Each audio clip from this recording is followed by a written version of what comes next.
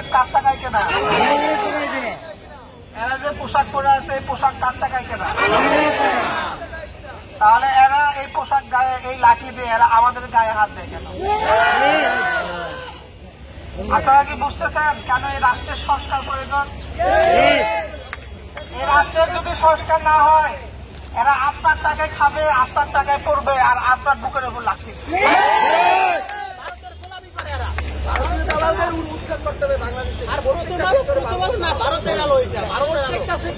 এখন বলেন ভাই, নির্বাচন দরকার না সংস্কার দরকার?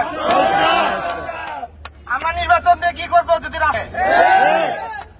এই বাহিনীগুলো, যত বাহিনী আছে এই বাহিনীগুলো গড়ে তুলছি আমরা আমাদের জন্য। পুলিশ গড়ে তুলছি যেন আমরা রাতে ঘুমাইতে পারি, সেই জন্য।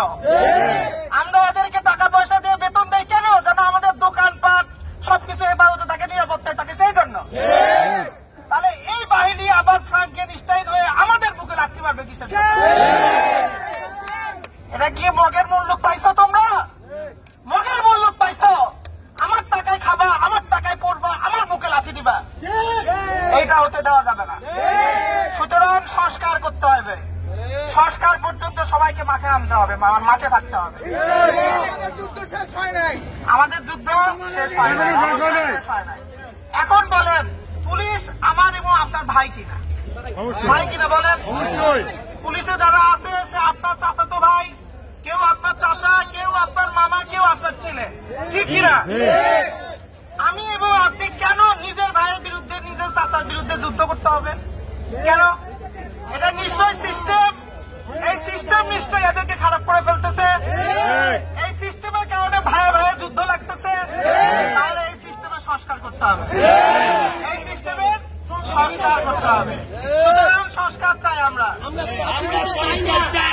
সংস্কার চাই। এই যে অটো রিক্সা চালকরা এই যে আজকে মাঠে নেমে আসতে বাধ্য হলো কেন?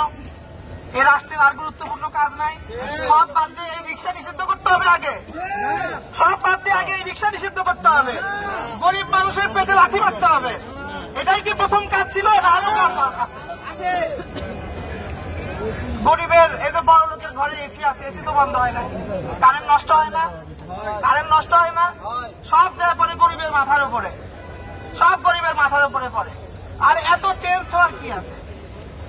এমন একটা প্রশাসনের প্রস্তুতি, মনে হচ্ছে যে আমরা লাঠি যুদ্ধ করতে আসছি। আমরা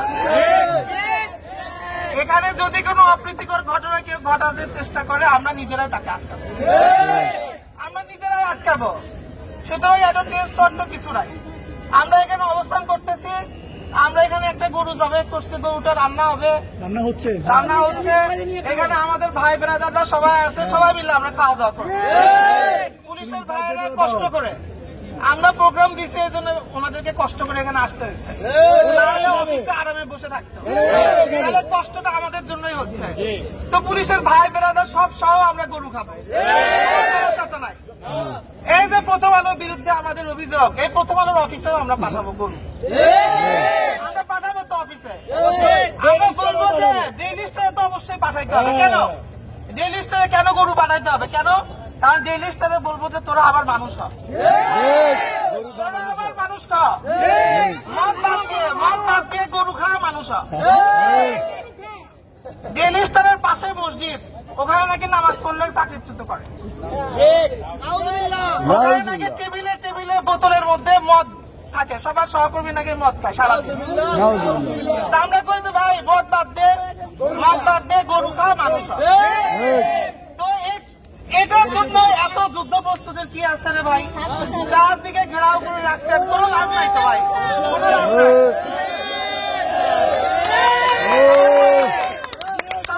সবাই বসে ভাই, সবাই বসে কথা শোনেন, ব্যাপারগুলো বোঝার চেষ্টা করেন।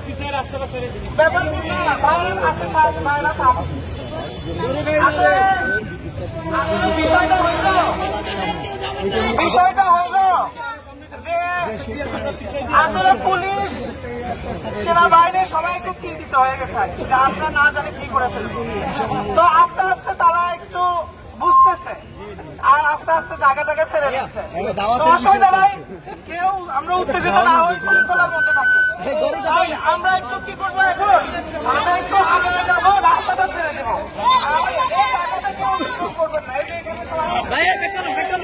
ভাই পিছনে ব্যানারটা দেন, ব্যানার আমাদের পিছনে থাকো, এখানে বিচার।